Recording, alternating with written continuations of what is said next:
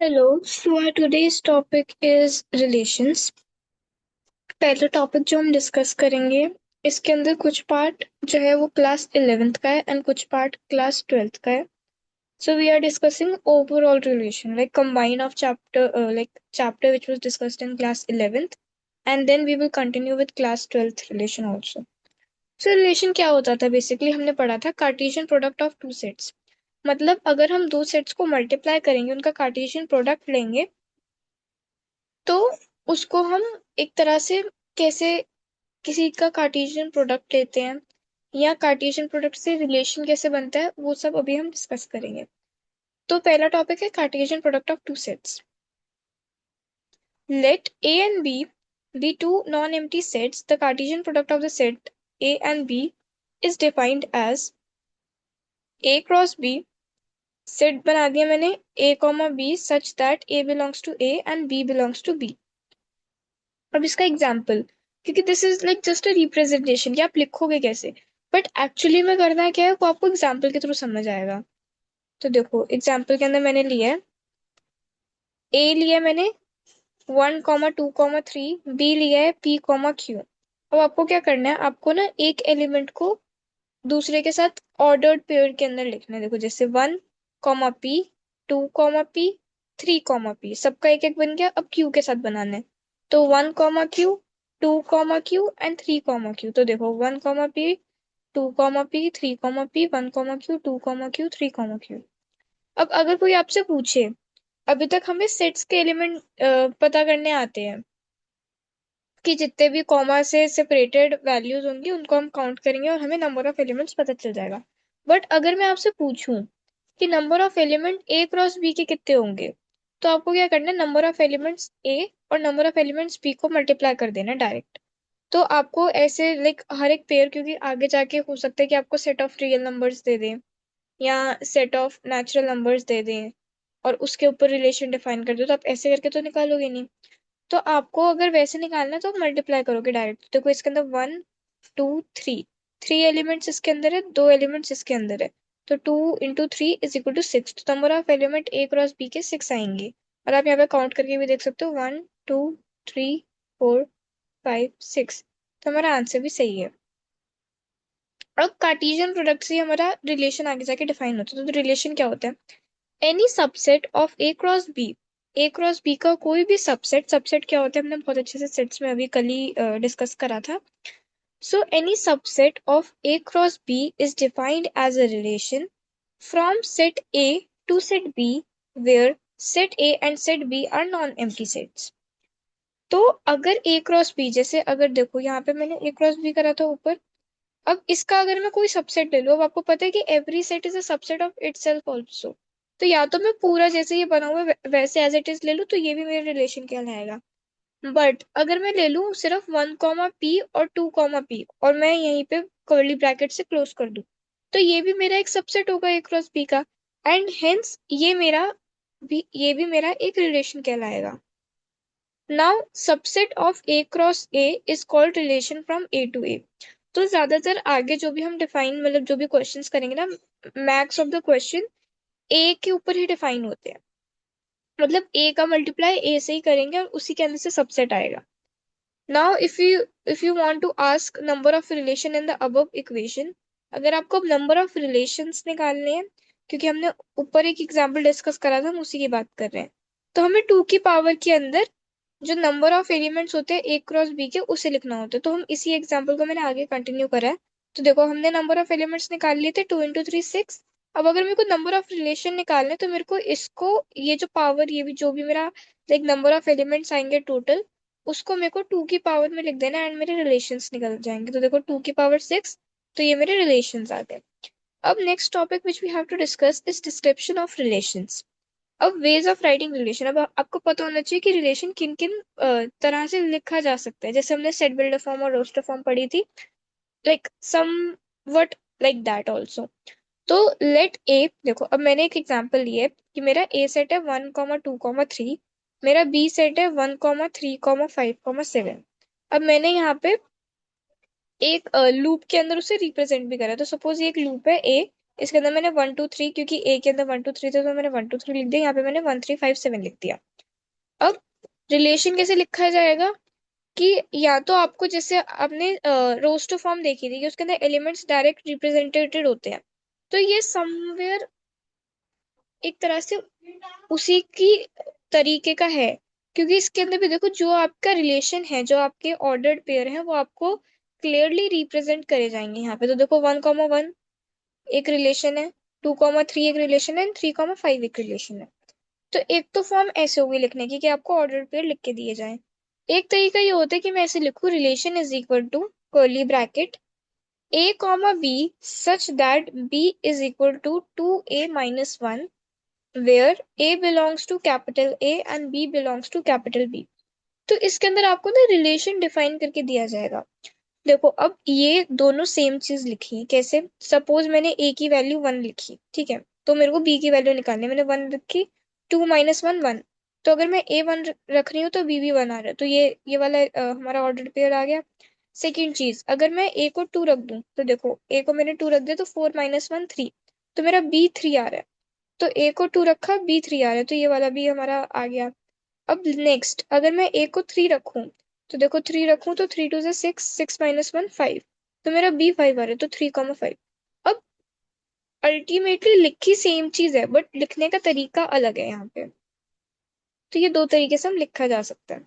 अब हम कुछ क्वेश्चंस डिस्कस करते हैं based on class 11th concept only, क्योंकि क्लास 11th के अंदर बस हमने रिलेशन पढ़ा था, हमने डोमेन, कोडोमेन और रेंज के बारे में डिस्कस करा था।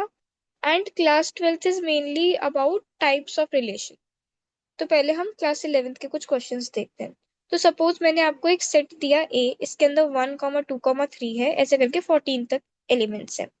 आपको डिफाइन करना है relation R from A to A by, जहाँ पे आपको रिलेशन दिया है x comma Y such that x is equal to 3y भी लिख सकते हैं, यहाँ पे लिखे x minus 3y is equal to 0, which is ultimately equal to x is equal to 3y, where x comma y belongs to a। Write down domain, codomain, range. तो पहले तो आप रिलेशन बना लो, ठीक है, रिलेशन बना लो, मतलब जो इस तरीके से लिखे, इसे आप एक रोस्टर फॉर्म या एक ऐसे फॉर्म में कन्वर्ट कर लो कि आपको सारे रिलेशन जो ऑर्डर पेयर है वो लाइक एग्जैक्टली क्या बन रहा है वो दिख जाए। तो देखो x is equal to 3y है, तो अगर मैं अब हमें y की वैल्यू रखनी है ताकि हमें x मिल जाए, तो अगर मैंने y 1 रख दिया तो मेरा x 3 आएगा, तो 3 1 पहला पेयर। अब अगर मैंने y को देखो यहाँ से रखना है 14, ये जो ये 1 से लेके 14 तक हमारा सेट है, सिर्फ यहीं तक रहनी चाहिए हमारी वैल्यूज, y की भी और x की भी। तो अब मैंने y को 2 रख दिया तो मेरा x 6 आ गया, अब मैंने y को 3 रखा तो मेरा x 9 आ गया, मैंने y को 4 रखा तो मेरा x 12 आ गया। अब अगर मैं y को 5 रखूं तो मेरा 15 आएगा, बट आप देख सकते हो कि सेट ए के अंदर 15 एलिमेंट है ही नहीं, सिर्फ 14 तक है। तो इसका मतलब क्या हुआ कि ये 4 ऑर्डर्ड पेयर आएंगे मेरे रिलेशन के अंदर। अब डोमेन क्या होता था, रेंज क्या होता था, और कोडोमेन क्या होता था, हम उसे डिस्कस करते हैं। तो देखो डोमेन होता है एक्स वाली टर्म्स, तो यहाँ पे देखो हमें पता है एक्स कॉमा वाई के फॉर्म के अंदर होता है ये। तो ये जो भी एक्स वाली टर्म है, मतलब फर्स्ट टर्म सारे ऑर्डर्ड पेयर की, वो हमें एक सेट के फॉर्म के अंदर लिख देनी, वो हमारी डोमेन बन जाएगी। तो 3 6 9 12, देखो ये हमारी डोमेन हो गई। अब अगर मैं रेंज पूछूं, रेंज होती थी कि जो वाई वाली टर्म्स होंगी, तो देखो 1 2 3 4, 1 2 3 4, ये मेरा रेंज हो गया। अब कोडोमेन क्या होता है, all possible values of range. एक है कि रेंज क्या आ रही है एक्चुअली के अंदर, मतलब आपने किसी चीज के अंदर, सपोज मैंने आपको एक इनपुट दिया और आपने मुझे आउटपुट निकाल के दे दिया, तो जो इनपुट है वो हमारा डोमेन है, जो आउटपुट है वो हमारा रेंज है। बट जिस एक यूनिवर्सल सेट के अंदर से आपने वो रेंज मेरे को निकाल के दिया, जो आपको आउटपुट मिला है, उसका जो होल था कि एक तो जो आपको मिला और एक उस पूरे सेट के अंदर क्या क्या एलिमेंट्स थे वो अगर हम लिख दे साथ में, तो वो हमारा कोडोमेन होता है। तो यहाँ पे देखो कोडोमेन हमारा सेट ए होगा, क्योंकि ये जो 1 2 3 4 आपकी वाई की जो टर्म्स आई हैं वो अल्टीमेटली तो हमने कहाँ से निकाली है, ये सेट ए में से ही निकाली है। तो जो पूरा, अगर हम उसे पूरा एक तरह से ले लें एज अ होल, तो वो हमारा सेट ए बनेगा और वही हमारी कोडोमेन होगी।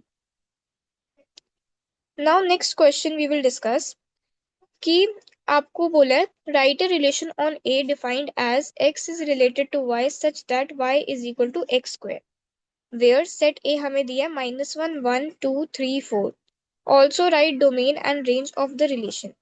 तो अब पहले रिलेशन बनाते हैं। अब देखो, अगर मैंने x को 1 रखा है तो मेरा y भी 1 आ रहा है, तो 1,1 होगा एक। अब अगर मैं x को -1 रख दूं और -1 का स्क्वायर करेंगे तो भी 1 आएगा, तो -1 और 1 ये भी मेरा रिलेशन में है। अब अगर मैं x को 2 रख दूं तो मेरा y 4 आएगा। x को अब मैंने रख दिया 2, तो मेरा y 4 आया। यहाँ पे ये उल्टा लिखा होगा, यहाँ पे 2 इस तरफ आएगा एंड 4 उस तरफ।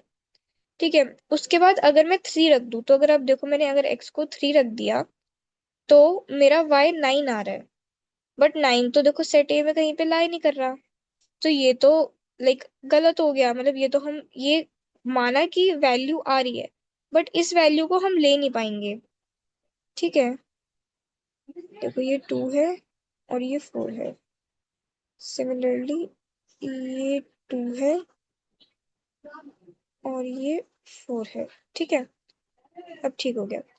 तो अब देखो, इसके अंदर अगर अब हम रिलेशन की बात करें तो एक आ गया मेरा 1,1, एक हो गया -1,1 और एक हो गया 2,4। अब डोमेन क्या था? डोमेन बताया था मैंने सारी एक्स वाली वैल्यूज। तो देखो 1 -1 2, 1 -1 2, और रेंज क्या होगा? वाई वाली टर्म्स। तो 1 यहाँ पे भी 1 है, तो 1 हमें पता है सेट के अंदर कभी भी हम जो एलिमेंट है वो 2 बार भी आ जाए तो हम दोबारा दोबारा नहीं लिखते, हम एक ही बार रिप्रेजेंट करते हैं। तो मैंने लिख दिया 1 और यहाँ पे था 4, तो मेरा 1 और 4 आ गया। तो ऐसे करके ये वाला क्वेश्चन भी डिस्कस हो गया। अब नेक्स्ट टॉपिक जो हमारा क्लास 11th का आता है, that is inverse of a relation. Inverse of a relation क्या होता है? If R is a relation on set A, then the relation R inverse on A defined by. देखो R inverse कैसे defined होगा कि आपका y कॉमा एक्स हो जाएगा x कॉमा वाई की जगह, मतलब उल्टा हो जाएगा। y की जो वैल्यूज है वो x की बन जाएंगी और x की जो वैल्यूज है वो y की बन जाएगी। Is called an inverse relation to A, which means अगर आपको डोमेन निकालना है आर इनवर्स का तो आप रेंज लिख दोगे आर की, और अगर आपको रेंज निकालना है आर इनवर्स का तो आप डोमेन लिख दोगे आर की, तो सब कुछ उल्टा हो जाएगा। अब ये उल्टा कैसे वाला सीन है, इसके भी हम एक क्वेश्चन से डिस्कस करते हैं। तो देखो, if A is 1 2 3 and B is 1 3 5, relation आपको दी है x comma Y such that y is equal to 2x-1, where x belongs to a and y belongs to b। आपसे पूछा है find the inverse relation R inverse, तो आपको are दिया और आपसे आर इनवर्स पूछा है। अब आपको क्या करना है? देखो आर का आपको क्या एक तरह से रिलेशन कैसे डिफाइन करा है? y is equal to 2x-1। तो अब आप x की वैल्यू पुट करो। देखो x की जगह मैंने 1 पुट करा, 2 - 1 1, तो पहला ऑर्डर पेयर हो गया 1,1। उसके बाद x की जगह मैंने 2 लिख दिया, तो 2 लिख दिया, तो 2 4, 4 - 1 3, तो 2,3 मेरा दूसरा ऑर्डर पेयर बन गया। अब अगर मैं x की जगह 3 पुट कर दूं तो 3 2 6 -1 5, तो 3,5 मेरा अदर मतलब तीसरा ऑर्डर पेयर बन गया। तो ये 3 मेरे ऑर्डर पेयर बने क्योंकि मैंने x की सारी वैल्यू डाल दी और उसके लिए मेरी y की वैल्यू आ चुकी है। अब अगर मेरे को आर इनवर्स निकालना है ना, मुझे ये ऑर्डर पेयर को रिवर्स कर देना। देखो 1,1, अब 1 को मैं अगर 1 का पोजीशन चेंज कर दूं तो आपको पता नहीं चलेगा कि एक्चुअली में क्या हुआ है।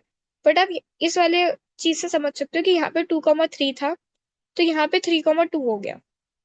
सिमिलरली यहाँ पे 3,5 था तो यहाँ पे 5,3 हो गया। तो ऐसे करके बस आपको x और y की वैल्यूज इंटरचेंज कर देनी है आपस में, तो आपको इनवर्स ऑफ अ रिलेशन पता चल जाता है। Now, next topic, like it is basically class 12th syllabus, which is starting now, which is types of relation. Types of relation discuss करते हैं। पहला टाइप ऑफ रिलेशन होता है empty relation. Let A be a set and phi is a subset of A cross A. हमें पता है कि phi एक ऐसी चीज है जो हर किसी का सबसेट होता है, राइट? तो ए क्रॉस ए का भी फाई एक सबसेट होगा। It follows that phi is a relation on ए।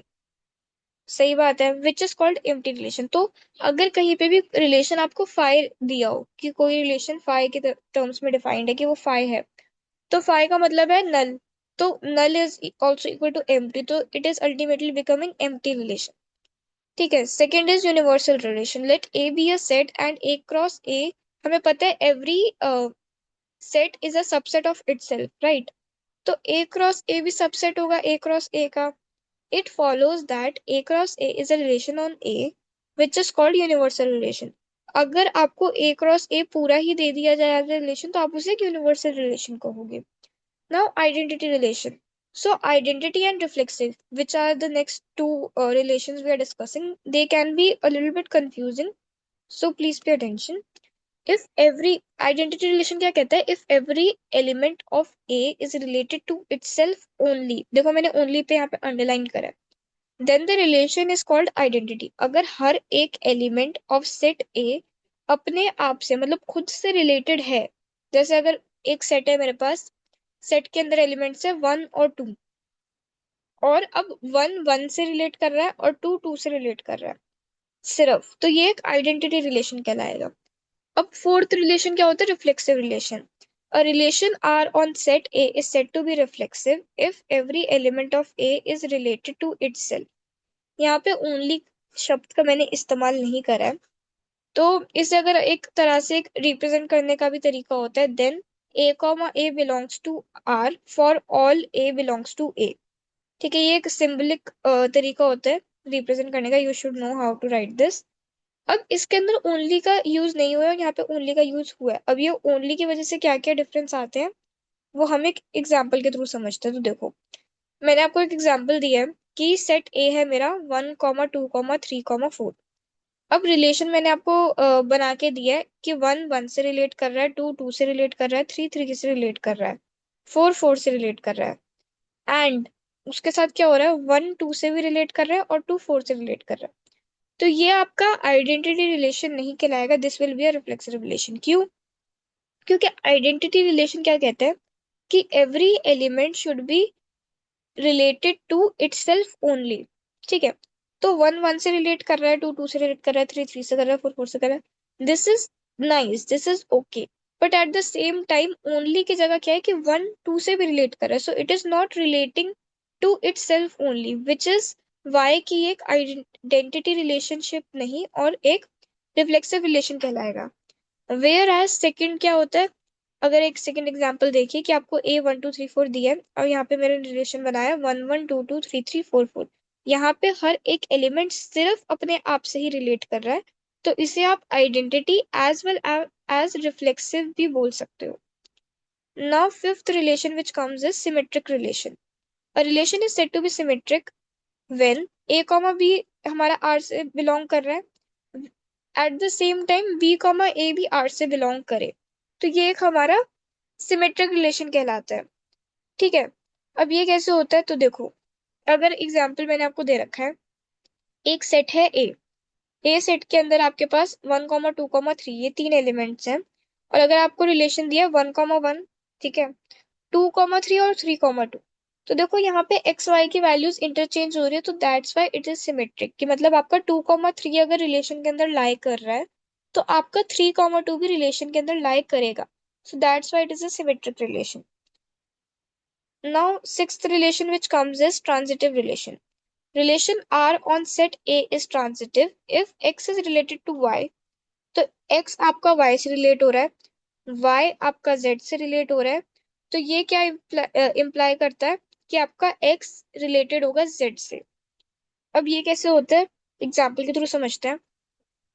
आपको मैंने एक सेट दे रखा है, सेट ए, जिसके अंदर 1 2 3 4 5 या एलिमेंट्स है। ठीक है, अब मैंने आपको एक रिलेशन 1 दिया जिसके अंदर आपको 1 2 से रिलेटेड है, 3 3 से रिलेटेड है और 1 3 से रिलेटेड है। अब ये ट्रांजिटिव है, क्यों है, क्योंकि देखो यहाँ पे 1 2 से रिलेटेड है, 2 किसी और चीज से आगे रिलेटेड है, एक्स वाई से रिलेटेड है, तो वाई किसी जेड से रिलेटेड है नहीं है। ठीक है, सिमिलरली ये तो रिफ्लेक्सिव वाला सीन हो गया कि मतलब ए कॉमा ए वाला, तो इसे तो चेक ही नहीं करेंगे। अब इसको देखो 1 3 से रिलेटेड है, मतलब एक्स वाई से रिलेटेड है, और सिमिलरली जो वाई है वो जेड से भी रिलेटेड है, तो 3 3। ठीक है, तो 1 3 एक तो रिलेशन ये आ गया, एक आ गया 3 3 करके। तो क्या इसके अंदर आपके पास ट्रांजिटिव की कोई कंडीशन है आपके पास जो आप चेक कर पाओ? नहीं, that's why it will be called as a transitive relation. अगर हम रिलेशन 2 की बात करें तो इसके अंदर आप देख सकते हो कि 1 2 है प्रेजेंट, 2 3 प्रेजेंट है, 1 3 प्रेजेंट है, 4 5 प्रेजेंट है, 5 1 प्रेजेंट है। अब ये ट्रांजिटिव क्यों नहीं है, तो आप देखो 1 2 से रिलेटेड है, 2 3 से रिलेटेड है, तो ट्रांजिटिव की कंडीशन क्या होती है कि अगर एक्स वाई से रिलेटेड है और वाई जेड से रिलेटेड है, तो x भी z से रिलेटेड होना चाहिए। तो सिमिलरली यहाँ पे 1 3 से रिलेटेड होना चाहिए, तो देखो 1 3 से भी रिलेटेड है। पर अगर आप इधर मूव करो, 4 5 से रिलेटेड है, 5 1 से रिलेटेड है, बट 4 1 से रिलेटेड नहीं है यहाँ पे, दैट्स वाई ये ट्रांजिटिव नहीं होगा। तो ट्रांजिटिविटी आप ऐसे चेक करते हो। वेयरएज अगर आप यहाँ की बात करो, रिलेशन 3 यहाँ पे 1 3 से रिलेटेड है एंड 2 4 से रिलेटेड है, तो यहाँ पे भी आपके पास कोई कंडीशन नहीं है चेक करने को।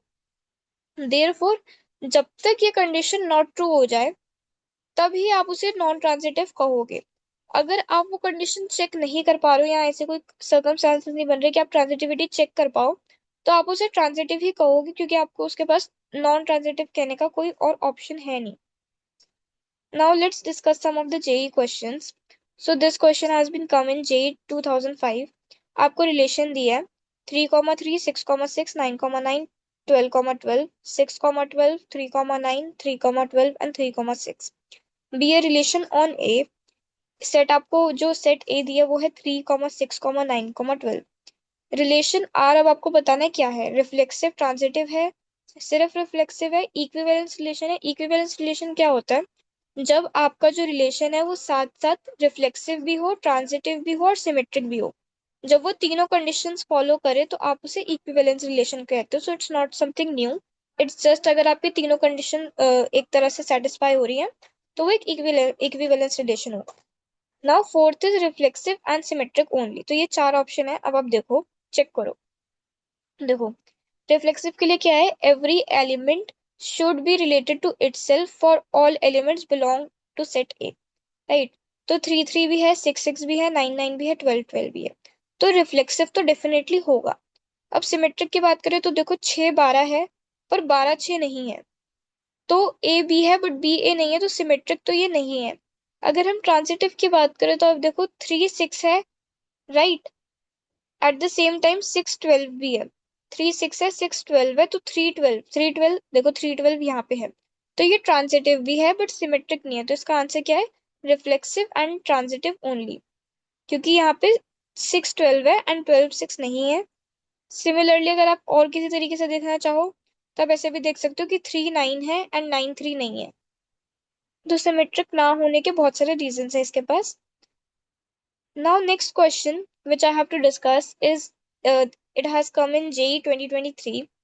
आपसे पूछा गया है the minimum number of elements that must be added to the relation आपको दिया है a, b and b, c on this set a b c, set आपको a b c दिया है, so that it becomes symmetric and transitive। तो आपको minimum number of elements add करने हैं कि ये जो आपका रिलेशन दिया हुआ है या सिमेट्रिक भी बन जाए और ट्रांजिटिव भी बन जाए।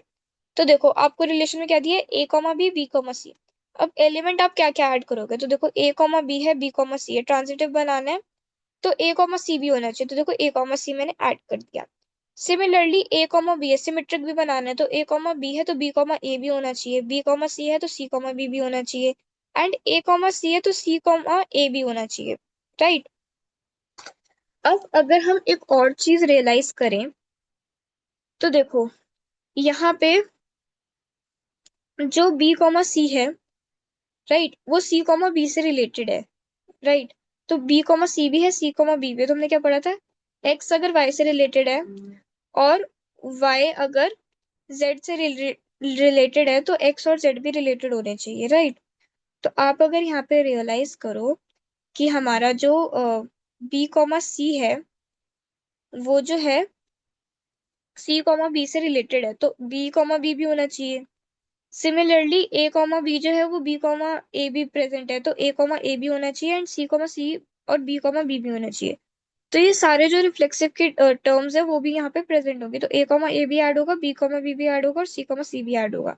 अब आपको total minimum number of elements बताने तो देखो 1 2 3 4 5 6 7, तो आंसर आ जाएगा आपका 7। तो D part will be the correct answer. Now these are some questions जो यहाँ पे मैंने प्रूव लिखा है ताकि आपको उसके पीछे का कंसेप्ट समझ आए कि हम कैसे किसी चीज को रिफ्लेक्सिव, सिमेट्रिक या ट्रांजिटिव के लिए चेक करते हैं।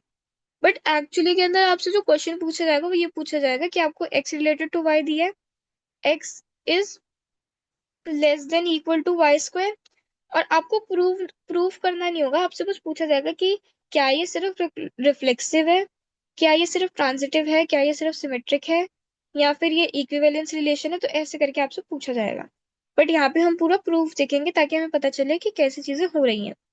तो the question is, consider a relation of whole numbers defined x related to y such that x is less than equal to y square.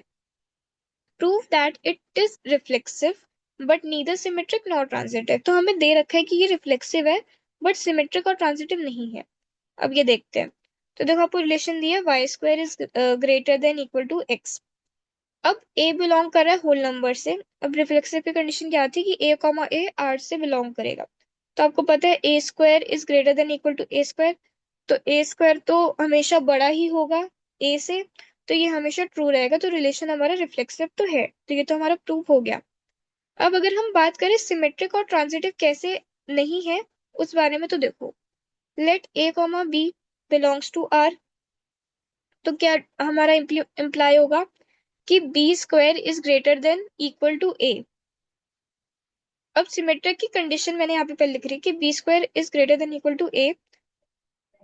इससे हमारा इम्प्लाई होना चाहिए कि A square is greater than equal to B. तो हमारा B comma ए भी relation के अंदर होगा। अब मैंने ना एग्जाम्पल लिया है, तो जब भी आपको कोई चीज चेक करनी होगी ना, आप अलग अलग नंबर डाल के उसमें से देखो। जैसे हमें यहाँ पे होल नंबर दे रखे थे, तो मैंने होल नंबर का एग्जाम्पल लेके देखा और मुझे पता चला कि ये सेटिस्फाई नहीं कर रहा है। कैसे सेटिस्फाई नहीं कर रहा है?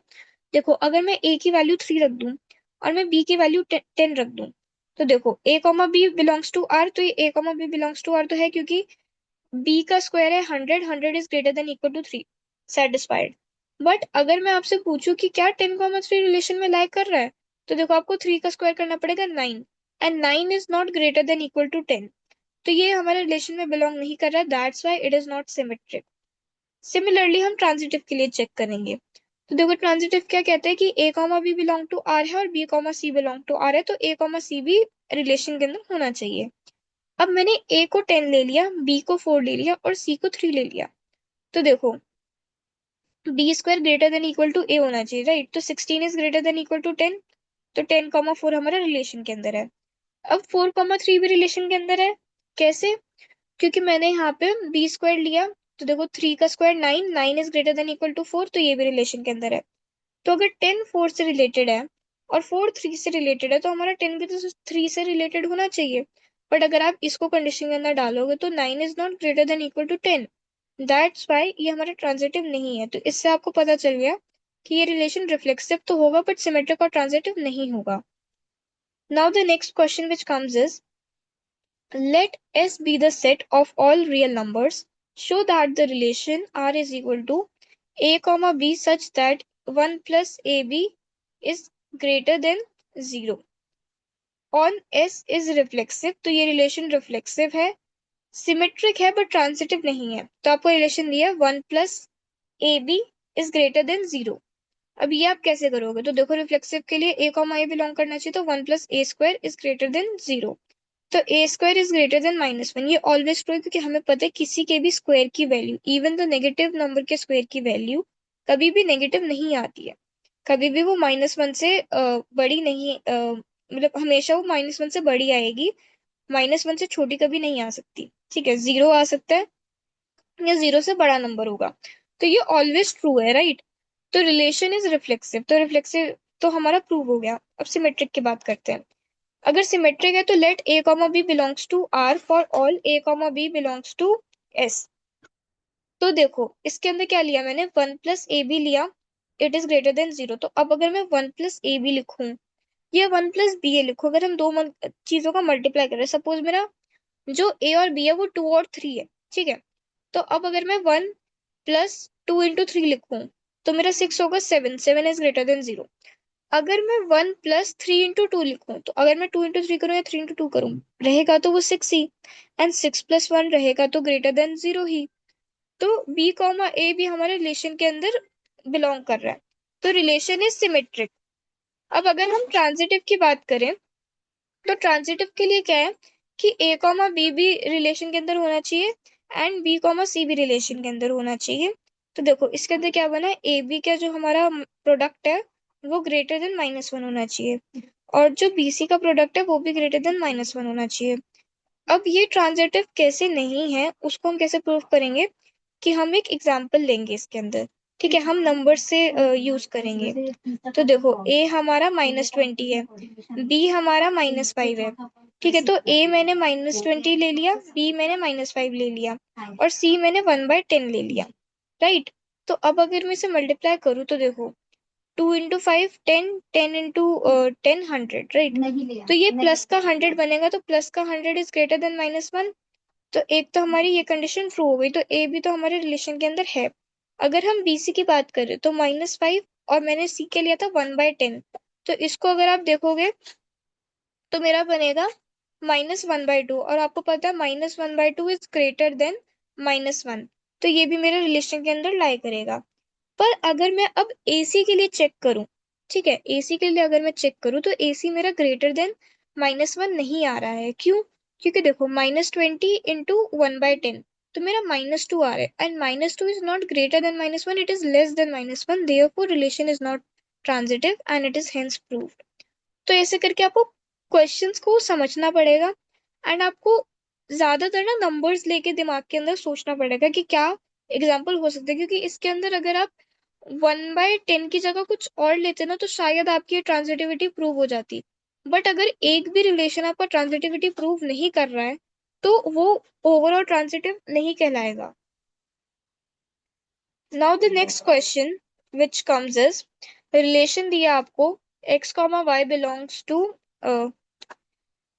एक्स स्क्वायर, जहां पे such that x² -3xy + 2y² is equal to 0।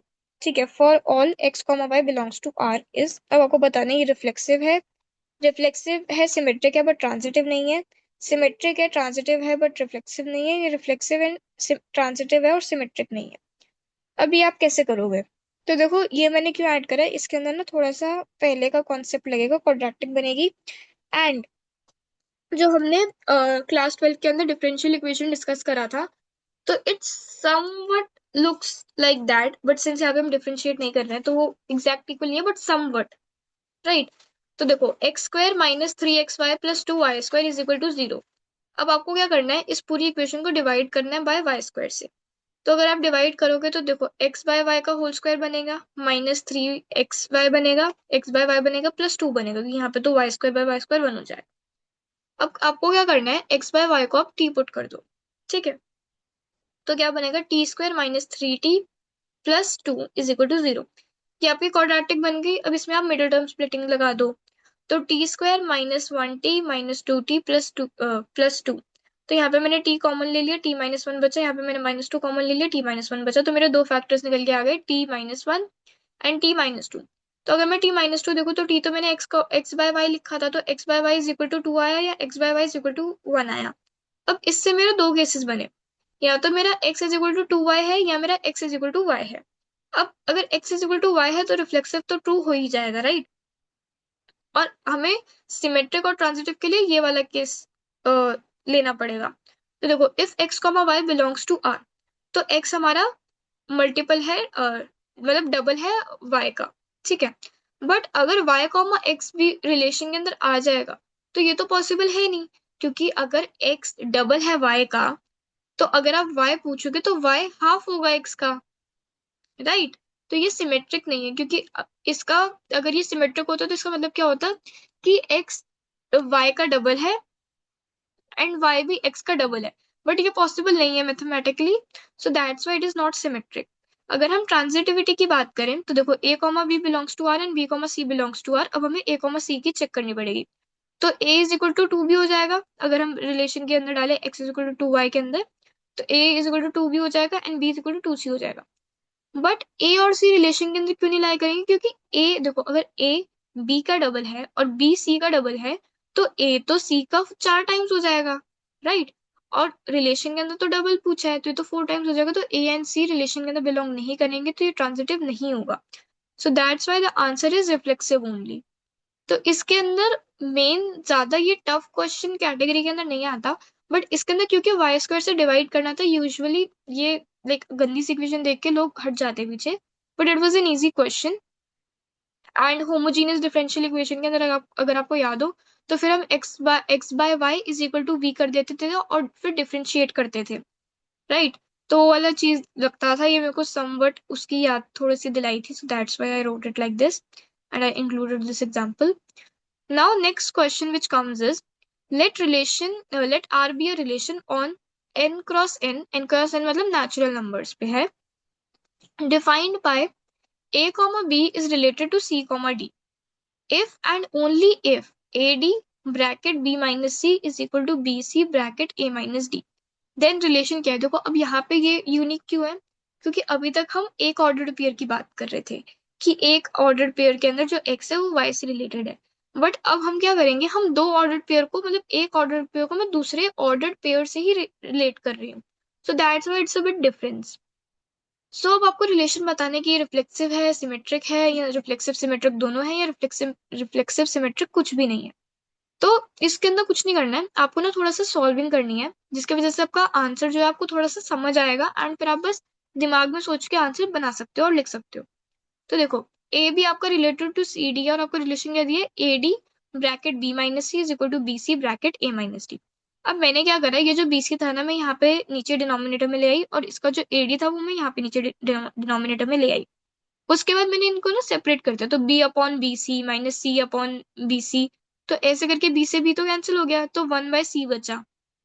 Similarly यहाँ पे माइनस वन बाय बी बचा, यहाँ पे मैंने सेम चीज करी, डिनोमिनेटर अलग अलग ले लिया न्यूमरेटर के नीचे. तो क्या बना मेरा, one by C minus one by B is equal to one by D minus one by A. ठीक है, उसके बाद मैं इसको इधर ले गई सी वाले टर्म को, और ए को इधर ले गई, तो one by A minus one by B is equal to one by D minus one by C. अब इसको और इजीली लिखने के लिए मैंने क्या करा, one by A minus one by B को मैंने minus of one by C minus मैंने कॉमन ले लिया, तो one by C minus one by D. तो एक्चुअली में मेरा रिलेशन ये है कि अगर A comma B related to C comma D है, तो रेसिप्रोकल का अगर हम डिफरेंस लेंगे तो वो माइनस ऑफ जिससे रिलेटेड है उसके रेसिप्रोकल का डिफरेंस आएगा. अब अगर मैं यहाँ पर रिफ्लेक्सिव ले लूँ, तो रिफ्लेक्सिव तो ये कंडीशन को फॉलो नहीं करेगा, क्योंकि अगर मैं देखो रिफ्लेक्सिव का मतलब यहाँ पे क्या हुआ कि ए कॉमा बी रिलेटेड है ए कॉमा बी के साथ. तो अगर A one by A minus one by B, तो इक्वल होगा ना one by A minus one by B का, वो नेगेटिव का तो इक्वल नहीं होगा, तो रिफ्लेक्सिव तो नहीं है. सिमेट्रिक की अगर बात करें कि A comma B related to है सी कॉमा डी से, तो सी कॉमा डी भी रिलेटेड है ए कॉमा बी से. ये कैसे ट्रू है, तो देखो one by A minus one by B is equal to minus of one by C minus one by D. अब मैंने क्या करा, मैंने इसको ये ले लिया और मैं नेगेटिव उस तरफ ले गई. नेगेटिव का साइन तो चेंज कर सकते हैं इधर उधर ले जाके. तो मेरा क्या बन गया, one by C minus one by D is equal to minus of one by A minus one by B. तो अब C comma D is related to A comma B, तो सिमेट्रिसिटी हमारी प्रूव हो गई. तो ये रिलेशन रिफ्लेक्सिव नहीं सिर्फ सिमेट्रिक है, तो हमारा आंसर हो जाएगा B part. Now the last topic which comes is number of relation. तो इसके ऊपर भी जेई के बहुत सारे क्वेश्चंस हैं जो आपको आने चाहिए.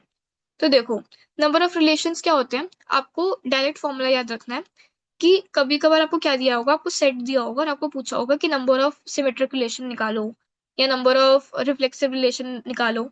तो ये कैसे निकाले जाएंगे देखते हैं. तो फॉर्मूला देखो, नंबर ऑफ रिफ्लेक्सिव रिलेशन क्या होता है, टू की power N square minus N. यहाँ पे एन क्या है, N is basically number of elements जो आपके रिलेशन के मतलब सेट के अंदर होंगे. सपोज अगर आपको दिया है ए क्रॉस बी, ए के अंदर आपके तीन एलिमेंट है, बी के अंदर आपके दो एलिमेंट है, तो आपके टोटल नंबर ऑफ वो क्या बनेंगे, कार्टेशियन प्रोडक्ट का वो तो बनेगा 6, राइट, 3 टू 6. तो यहाँ पे आप 6 लोगे, तो ऐसा करके आपको n की वैल्यू पहले निकालनी पड़ेगी और फिर आप उसमें पुट करोगे. अब नंबर ऑफ सिमेट्रिक रिलेशन देखो, तो उसका फॉर्मूला होता है टू की power N square plus N by two. Number of reflexive और सिमेट्रिक रिलेशन दोनों अगर निकाल लो तो उसका फॉर्मूला होता है टू की power N square minus N by two. अब इसे थोड़ा सा क्वेश्चन के अंदर पुट करके देखते हैं कि कैसे क्वेश्चन वाइज इसे लेके चलते हैं. तो देखो लेट क्वेश्चन है आपका, लेट ए सेट आपको दिया है 3,5,6. आपसे पूछे number of reflexive relation on set ए. तो देखो यहाँ पे एक ही सेट है और इसी से पूछा था, तो नंबर ऑफ एलिमेंट्स कितने, 3 है. तो N is basically number of elements कितने होंगे, तो यहाँ पे 3 है. तो आंसर क्या होगा, रिफ्लेक्सिव रिलेशन का फॉर्मूला क्या था, टू की power N square minus N. तो देखो थ्री की पावर टू मतलब 3 टू द पावर 2 हो जाएगा 9, 9 माइनस 3 is 6, तो आपका आंसर आ जाएगा 2 की power 6. So it's as that simple. अगर आपसे पूछा जाए, मैंने सपोज एक अनदर एग्जांपल लिया कि सेट आपका बी है और आपको सेट दिया है 1, 2, 3, 4, then number of symmetric relations अगर मैं पूछूं कितने होंगे, तो देखो n की वैल्यू आपकी 4 हो गई और फॉर्मूला क्या था, n² प्लस n/2, राइट। तो आपने क्या लिख दिया, 2 की पावर, यहाँ पे अगर आप 4 का स्क्वायर लोगे तो 16, 16 प्लस 4/2 तो 2 की पावर 20/2, तो 2 की पावर 10, तो आंसर आ जाएगा 2 की पावर 10।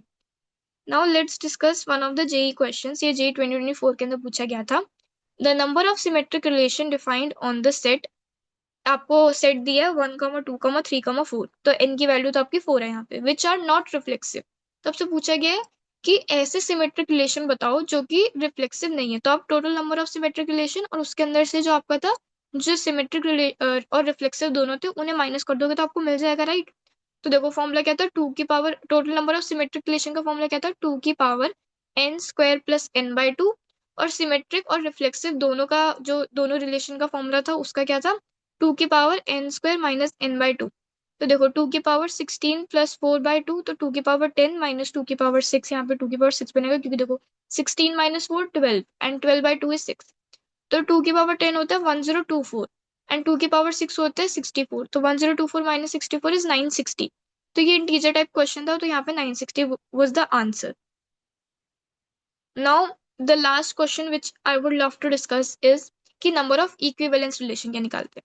क्योंकि देखो अभी तक हमने क्या देखा कि reflexive, total number of reflexive relation का formula, total number of symmetric relation का फॉर्मूला, और हमने देखा total number of relation which are reflexive as well as symmetric.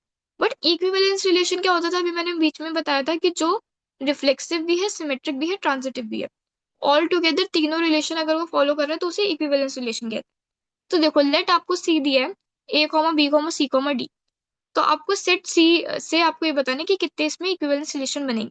तो ये ट्री मेथड होता है, इसका कोई पर्टिकुलर फॉर्मूला नहीं है, बट इट्स समवट किसे ट्री मेथड कहते हैं। इसके अंदर क्या करना होता है, देखो सबसे पहले आपको 1 लिखना है और फिर नीचे आपको 1 लिख लेना है, ठीक है। अब आपको क्या करना है, प्लस कर देना है इन दोनों को, तो 1 + 1 2, 2 को आपको साइड में लिखना है। तो ये जो 2 आपकी वैल्यू आई, इसे आपको नीचे लिख देना है दोबारा 1 के नीचे।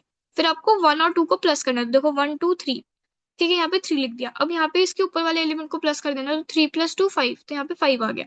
अब ये 5 को आपको दोबारा से 2 के नीचे लिख देना है, फर्स्ट वाले उसके नीचे, ठीक है। उसके बाद 2 + 5 7, 7 + 3 इसके नीचे लिख दिया 10, 5 + 10 15, ठीक है। तो ऐसे हो गया। अब ये बेसिकली क्या होता है, जो आपके लास्ट वाले एलिमेंट्स आए ना, वो आपके नंबर ऑफ एलिमेंट्स पे इक्विवेलेंस रिलेशन होता है।